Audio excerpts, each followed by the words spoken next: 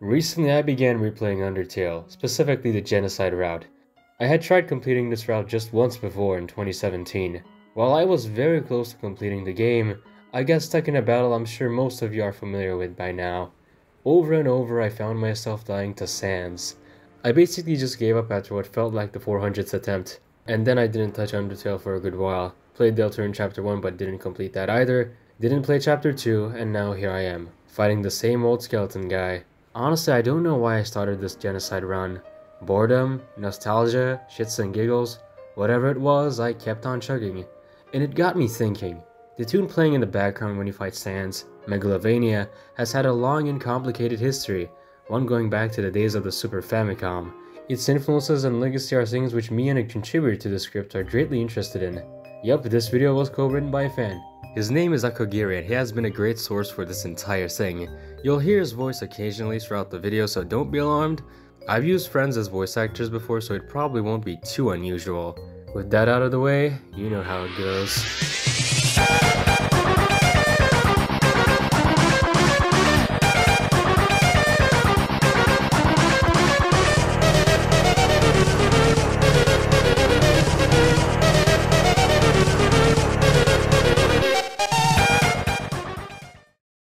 Every day, thousands of indie projects are conceived in the United States alone. Some of these projects run horribly outdated joke software, others, Corpo plants them. Some are born out of obscure 90s RPGs in weird dudes' basements. But regardless of how these projects may come to fruition, they all came into the world with a special force called backstory. Every great idea must start from somewhere, right? In the early 90s, the RPG scene was flourishing in Japan. Dozens of studios kept pumping out classic after classic, many of which had legacies which last to this day. But of course, these games would rarely cross the Pacific. The United States saw very few of them ever localized, and even if they were never hits, due to the American audience's odd disdain towards them.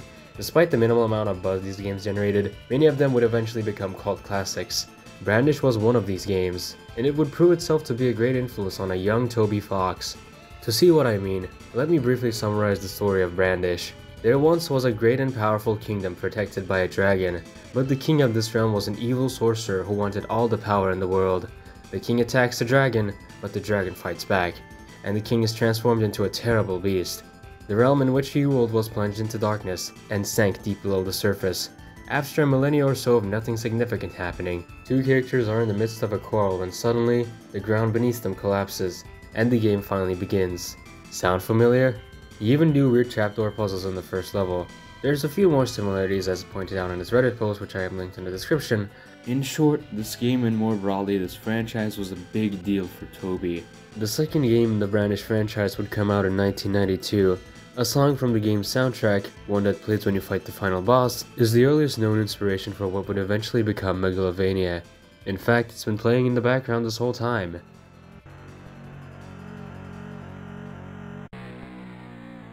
Ten years passed since his grand finale in Brandish 4, and franchise protagonist Varric briefly rears his head in the spotlight once again. In a pretty heavy-handed tribute, Toby, at this time Earthbound Round Hacker Radiation, makes him star of the show in his second major hack. Because who would forget Arn's Winter Quest? And a Halloween-themed one at that. It would be a waste of everyone's time to bore you with the details, you know the deal. Dr. Andonuts goes berserk. And it's up to you to travel a physical representation of his mind and pick up on all the homoerotic subtext. What? Yes, this part is unironic, leave it in. Okay. Let me do this bit. Just like in Brandish 2, there is a familiar tune that plays when you fight the final boss, but this time it's much more recognizable.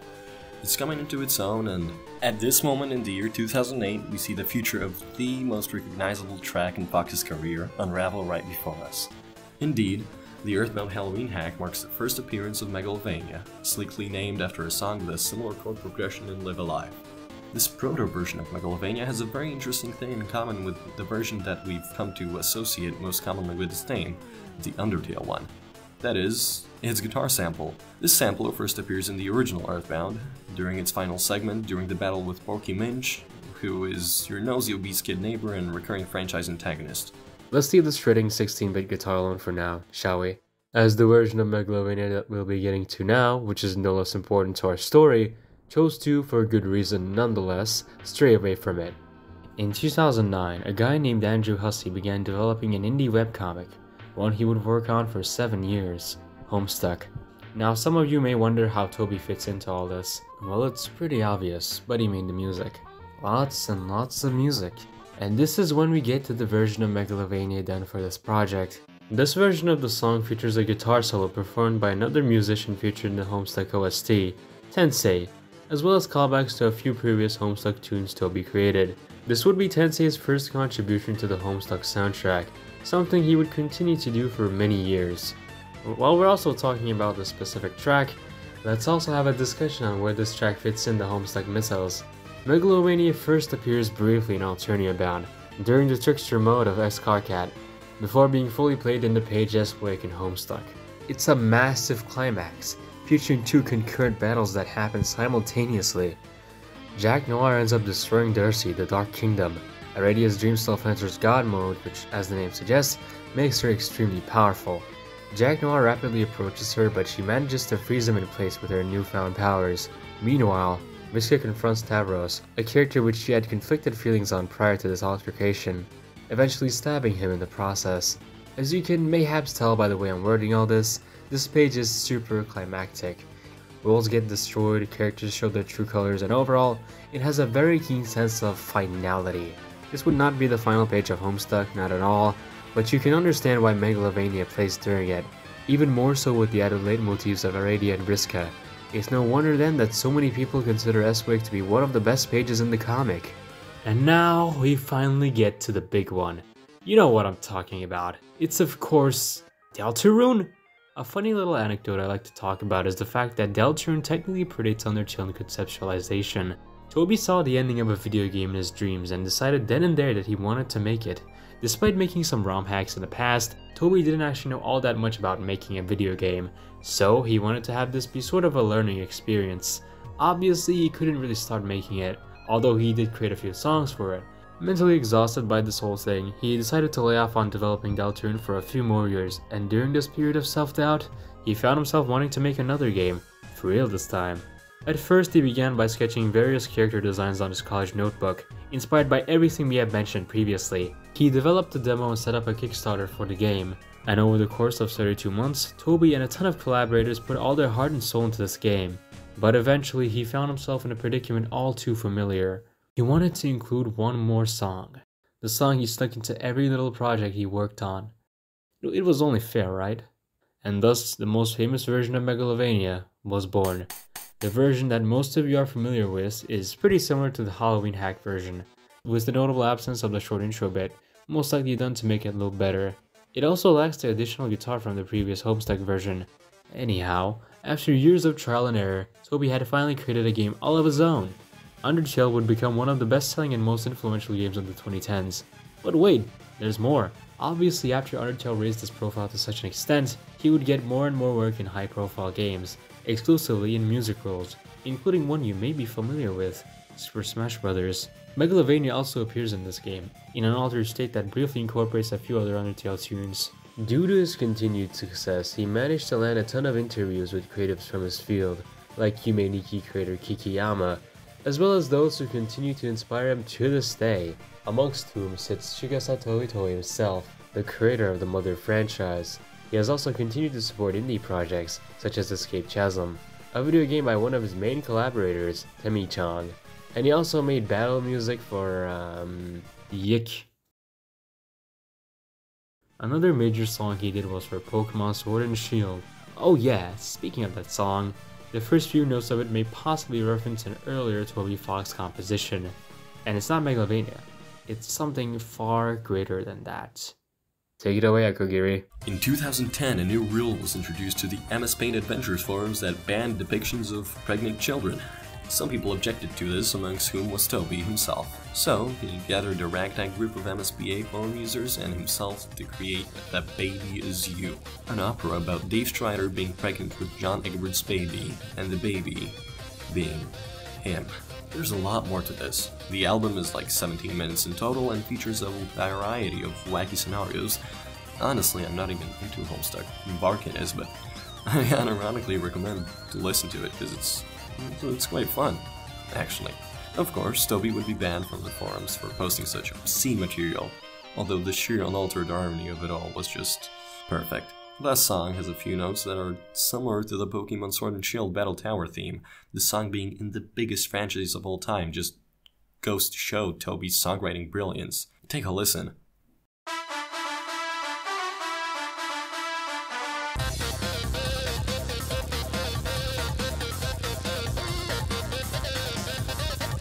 Wow, that was...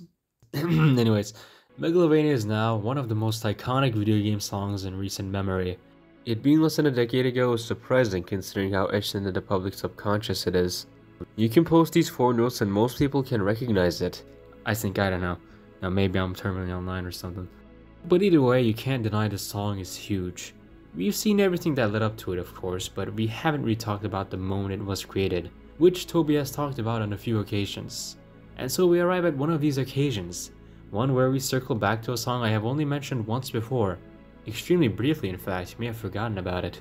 Now this is, in my opinion, a pretty good send-off to a video. Undertale was already quite famous at the time, and several people recommended it to me, saying, "It's a masterpiece, you should play it." And at the same time I was told that there is a track called Megalovania, which is apparently inspired by Megalomania. Fans actually asked me about Megalovania a few times, and I started to think, wow, must be pretty popular. So I listened to the actual track, but the structure and melody were completely different, so while I was honored by the reference, I did wonder, why did he name it that? So let me explain. First of all, I was 15 years old, okay? I was working on a project, and I actually just wanted to use Megalomania in it. However, in order to do that, I would have to remake it, and so after a few minutes of trying to transcribe it, I thought, this is too hard, wouldn't it be easier to just make a new track? So I tried to do so, inspired by Megalomania and another song. As for why it's called Megalovania, the theme of the project was Halloween, so I thought adding Vania at the end made sense. Castlevania equals vampire equals Halloween was my chain of thoughts. If I can talk about what makes Megalovania great for a second, obviously the song itself is really cool. But the secret sauce that makes it really stand out isn't just the composition, it's the context within which is used in the game. Because it always played at the end of the chapter, the player starts to get an almost Pavlovian style response to it. No matter whether you're in a prehistoric world, the future, or ancient China, as soon as that track plays, your brain truly activates with, this is it.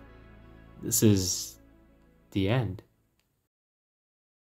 I guess all of this goes to show how seamless our love for different things really is. Whether you like games that stink, bathe in Sharpies, or talk to flowers to solve your problems, hell, even if you don't do any of these things, you probably stumble across Toby's work somewhere. His journey as an artist is something to uphold as an example of beautiful evolution both in taste, humor, and craftsmanship. Yes, but I think that at its core, that reflection of looking back at what you used to like, say, or even regret now is something all of us can relate to. It might just be that Toby just happens to be there with you on that journey, even if you may not have noticed it at first.